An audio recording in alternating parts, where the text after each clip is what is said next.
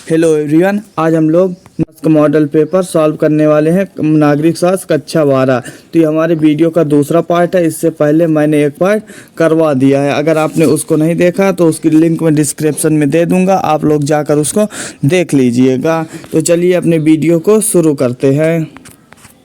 तो उस वीडियो में मैंने पहले पार्ट में 20 क्वेश्चन करवा दिए। तो ये आज हम लोग 21 नंबर क्वेश्चन से शुरू करेंगे। तो इस 21 नंबर हमारा क्वेश्चन है, राष्ट्र निर्माण से आप क्या समझते हैं। तो देखिए, राष्ट्र निर्माण एक ऐसी प्रक्रिया है जिसके द्वारा लोग अपने छोटे कबीलों, गांवों एवं नगरों के प्रति वफादार के स्थान पर किसी विशेष केंद्रीय राजनीतिक प्रणाली के प्रति वफादार होते हैं। ठीक है ना। इसमें कोई एक गांव या नगर पर के प्रति वफादार नहीं, बल्कि एक जो बड़ा देश होता है, यानी एक राजनीतिक जो प्रणाली होती है उसके प्रति वफादार होना ही राष्ट्र निर्माण है। ठीक ना। तो उसके बाद हमारा अगला क्वेश्चन है, विश्व में अंतर्राष्ट्रीय संगठनों के होने के किन्हीं दो लाभों का उल्लेख कीजिए। देखिए, जो अंतर्राष्ट्रीय संगठन होते हैं वो युद्ध और शांति को, किसको, युद्ध और शांति के विषयों में मदद करते हैं। ठीक है ना। युद्ध और शांति के विषयों में मदद करते हैं। दूसरा है कि राष्ट्रों के समक्ष कई बार ऐसी मुश्किलें आ जाती है, कोई भी देश है उसके पास ऐसी मुश्किलें आ जाती हैं जिसका निपटारा वह खुद नहीं कर सकता। तो ऐसे में अंतर्राष्ट्रीय जो संगठन होते हैं वह जो है वह उस देश का मदद करता है। ठीक है ना। तो इसके बाद हमारा अगला क्वेश्चन है, आसियान समुदाय के मुख्य स्तंभों के नाम और उनके उद्देश्य के बारे में बताइए। आसियान समुदाय के मुख्य स्तंभ हैं वो 3 हैं। कितने हैं? 3 हैं। तो कौन कौन से हैं? तो आसियान सुरक्षा समुदाय, दूसरा है आसियान आर्थिक समुदाय, ठीक ना, और तीसरा है आसियान सामाजिक सांस्कृतिक समुदाय। ये 3 है। ठीक ना। अब इनके उद्देश्य क्या है? तो देखिए, आसियान आर्थिक समुदाय का उद्देश्य जो है आसियान के देशों के बीच होने वाले टकरावों को दूर करना। देखिए, इसके नाम से जैसे पता चल रहा है, आसियान सुरक्षा समुदाय, सुरक्षा के लिए। तो इसका उद्देश्य है आसियान में शामिल देशों के बीच हो टकरावों को टकरावों को शांत कराना, बीच में हो विवादों को शांत कराना। सुरक्षा आप जैसे नाम से पता कर सकते हैं। दूसरा है आसियान आर्थिक समुदाय। तो आसियान आर्थिक समुदाय को साझा बाजार उत्पादन आधार के क्षेत्र पर आर्थिक विकास को बढ़ावा देना। आसियान के आर्थिक समुदाय आसियान देशों का साझा बाजार और उत्पादन आधार तथा क्षेत्र में सामाजिक और आर्थिक विकास को बढ़ावा देना है। देखिए, जो आसियान में शामिल देश हैं उनमें आपस में साझा बाजार, कैसा बाजार, यानी उनमें बिना किसी शुल्क के आपस में बिना शुल्क रहित बाजार को बढ़ावा दिया जाता है। ठीक है ना। तो इसके बाद अगला है, तीसरा पॉइंट है आसियान सामाजिक सांस्कृतिक समुदाय। देखिए, इसमें क्या होता है, जो आसियान में सम्मिलित देश है, जैसे आसियान, इसमें जितने भी देश शामिल है उनकी संस्कृतियों के संबंध को, संस्कृति के आपसी संबंध को बढ़ावा देता है। ठीक है ना। तो ये हो गए इनके 3 प्रमुख स्तंभ और तीनों के हो गए उद्देश्य। तो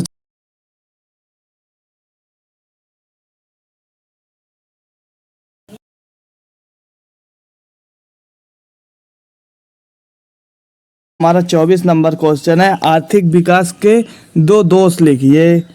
क्या है? आर्थिक वैश्वीकरण, सॉरी मैंने विकास बोल दिया था। आर्थिक वैश्वीकरण के 2 दोष लिखे।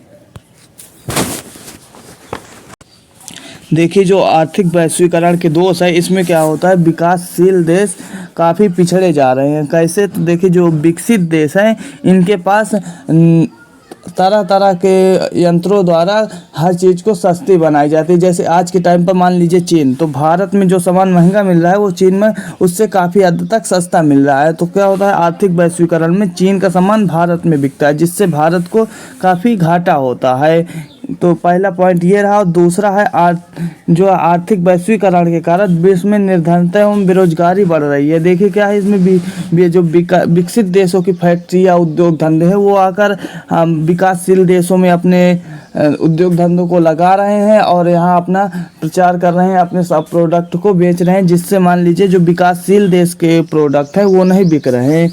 तो ये इसके दो दोष हो गए, ठीक है ना। तो अगला क्वेश्चन है 1985 के असम समझौते के परिणाम का वर्णन कीजिए। समझौता हुआ था, इसमें क्या हुआ था कि 1985 में हुए असम समझौते में जो बांग्लादेश से युद्ध के बाद जो बांग्लादेश से लोग, वैसे ये बांग्लादेश है, ये बांग्लादेश है और ये भारत है।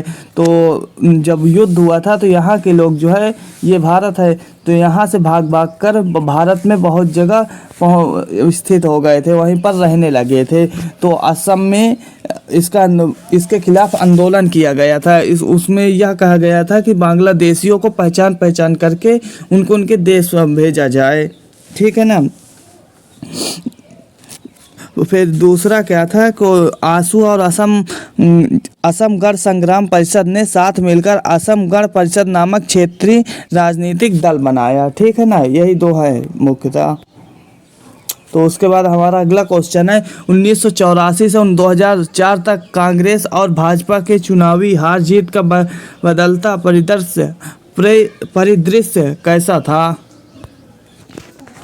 देखिए जो कांग्रेस है इसने 1984 के चुनाव में इसने 414 सीटें जीती थी, ठीक है ना। तो उसके बाद इसने जो है उसके बाद जो है 1989, 91 और 96, 98 और 99 में इस पार्टी को हार का सामना करना पड़ा। इसका दिन ब दिन इसकी सीटें कम होती जा रही थी। फिर 2004 में इसने जो है 145 सीटें जीतकर डॉक्टर मनमोहन सिंह के नेतृत्व में गठबंधन सरकार बनाई थी।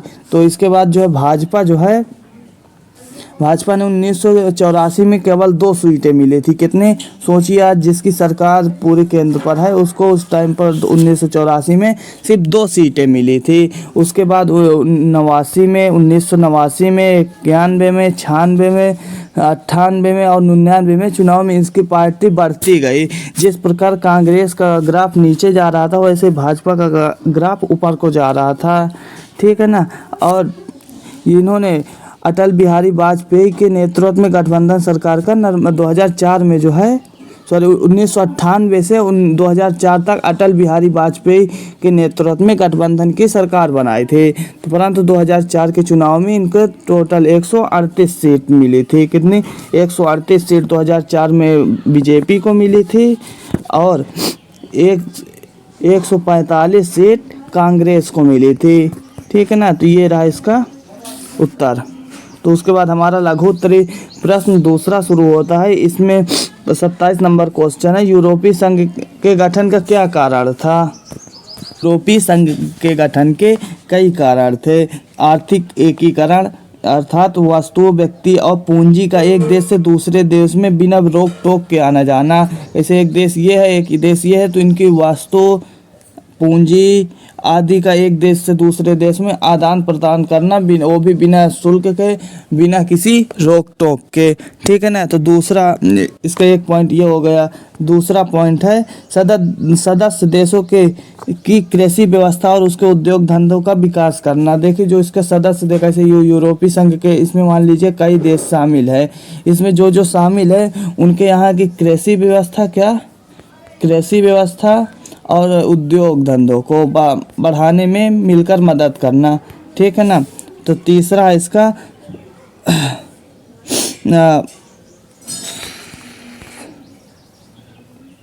इनमें एक अलग से अपना एक बैंक था जिसमें इनकी एक अलग मुद्रा थी जिसे हम लोग यूरो नाम से जानते थे, ठीक है ना। इनके खुद की एक मुद्रा थी जिससे क्या होता था, जिससे एक केंद्रीय बैंक के माध्यम से यूरोप में आर्थिक व मुद्रा संबंधी स्थिरता लाना था, ठीक है ना। तो इसके ये जो है प्रमुख उद्देश्य थे, ठीक है। उसके बाद हमारा अगला क्वेश्चन है, चीन, भारत और अन्य विकासशील देशों को क्योटो प्रोटोकॉल की बाध्यता से मुक्त क्यों रखा गया। देखिए जो उस टाइम पर जब क्योटो प्रोटोकॉल संधि हुई थी तो उस टाइम पर यह संधि जो है गैस उत्सर्जन के आधार पर हुई थी। कैसे हुई थी? तो गैस उत्सर्जन पर हुई थी। तो उस टाइम पर ही भारत, चीन और अन्य विकासशील देश इतने गैस उत्सर्जन नहीं करते थे। चीन भी उस टाइम पर इतना विकास नहीं किया हुआ था जितना आज के टाइम पर किया हुआ है। तो इसको जो है क्योटो प्रोटोकॉल की बाध्यता से मुक्त रखा गया।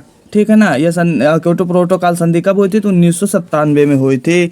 और जो है 2002 में भारत ने इस पर हस्ताक्षर कर दिया था। कब? 2002 में।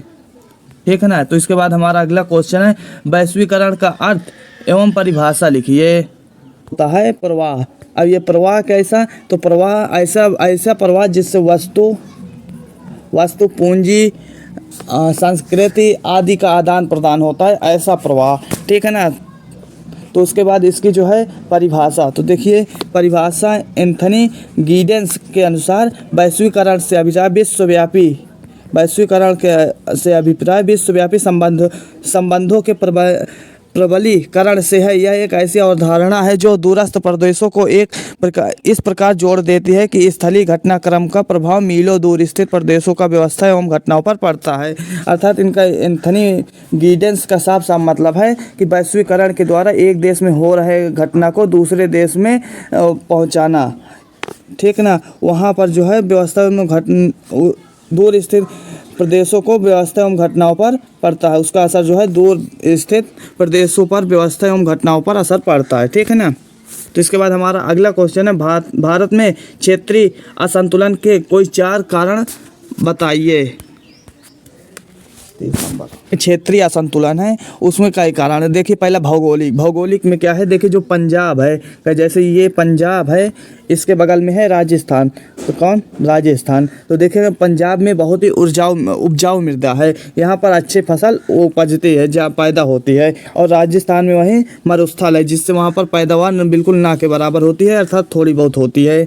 यहाँ पर मरुस्थल है। पहला कारण ये हो गया। दूसरा है भाषा की विभिन्नता से क्षेत्रीय असंतुलन पैदा किया है। देखिए भाषा जो है कैसे, ये मान लीजिए भारत है, ये रहा मान लीजिए भारत। तो इसमें जो है हर क्षेत्र की अपनी अलग अलग एक भाषा है। ठीक है ना। तो इसलिए ये भी एक असंतुलन, क्षेत्रीय असंतुलन का कारण है। और तीसरी जो है ब्रिटिश सरकार जो थी, जो अंग्रेज थे, ब्रिटिश सरकार जो थी, जैसे मान लीजिए अंग्रेज हैं, तो ब्रिटिश सरकार ने ये मान लीजिए हमारा देश है, तो ब्रिटिश सरकार ने पूरे देश का एक बराबर विकास नहीं किया। उनको जहाँ से ज़्यादा प्रॉफिट होता था वहाँ का ज़्यादा विकास किया है।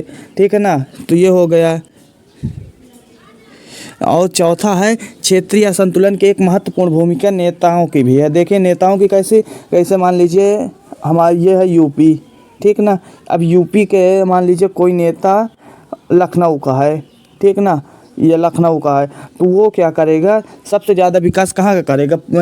मतलब करेगा तो पूरे प्रदेश का, लेकिन जो है अपने जहाँ का वो नेता होगा वहाँ का ज़्यादा विकास करेगा। ये भी एक क्षेत्रीय असंतुलन का कारण बन गया है। ठीक। तो इसके बाद आप लोग इनको हल कर लीजिएगा। अगर इनको मैं चलिए शॉर्ट में सॉल्व करा देता हूँ। तो मूल निवासी को परिभाषित कीजिए। देखिए मूल निवासी जो वहाँ के उस देश के पहले से रहते आ रहे हों, उनकी संस्कृति जो है संस्कृति पहचान की जो है एकदम क्षति हो गई है। ठीक है ना। इनको शक्ति व अधिकारों से वंचित हैं। ठीक है ना। जो मूलवासी किन्हें कहते हैं? तो उन लोगों के वंशज को जो उसी देश के रहने वाले, अर्थात जो किसी बाहरी देश से वहाँ नहीं आए, ना ही लाए गए थे, उन्हें आदिवासी कहा जाता है या मूल निवासी कहा जाता है। ठीक है ना। इसके बाद आसियान, जैसे मैंने पीछे तो इसके स्तंभ और उद्देश्य सॉल्व करवा दिया है। वैश्वीकरण किन्हीं 3 कारणों का उत्तरदायी भारत में इनको अगर मैं कराऊंगा तो बहुत लॉन्ग वीडियो हो जाएगी। इसकी मैं हो सकता है एक अलग डिटेल वीडियो करवा दूं। ठीक है। अगर आप लोग चैनल पर नए हो तो चैनल को सब्सक्राइब और वीडियो को लाइक करना ना भूलें। Thank you so much. मिलते हैं दूसरे वीडियो के साथ, तब तक के लिए बाय बाय।